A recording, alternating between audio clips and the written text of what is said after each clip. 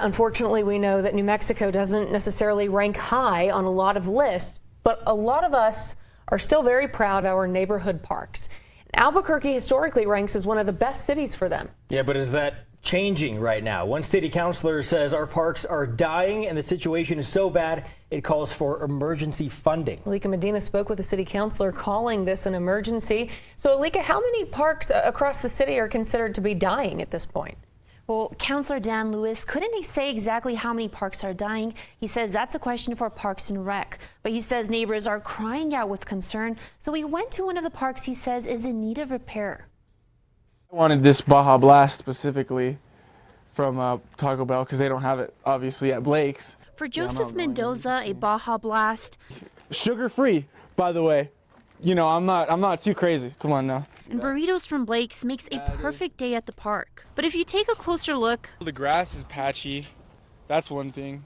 It's pretty patchy. It'd be like, you know, a kid could hurt themselves on that grass, on that rough patch, as opposed to falling on the regular old soft grass. An issue City Councilor Dan Lewis is trying to get ahead of. If we don't do something now, if we don't invest in taking care of the turf on the grass or the turf on those fields, the weeds, that we're going to have to redo those entire parks next year.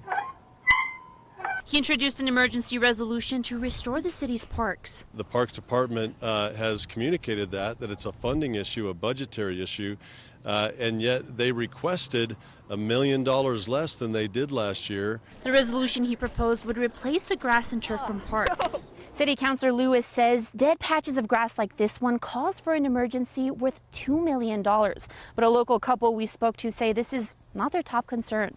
I mean, if I'm gonna go to a park, I'm gonna go, you know. Probably just like unsafe people, I guess.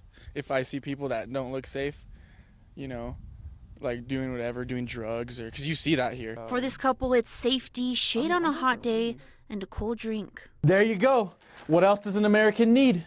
You know what I'm saying?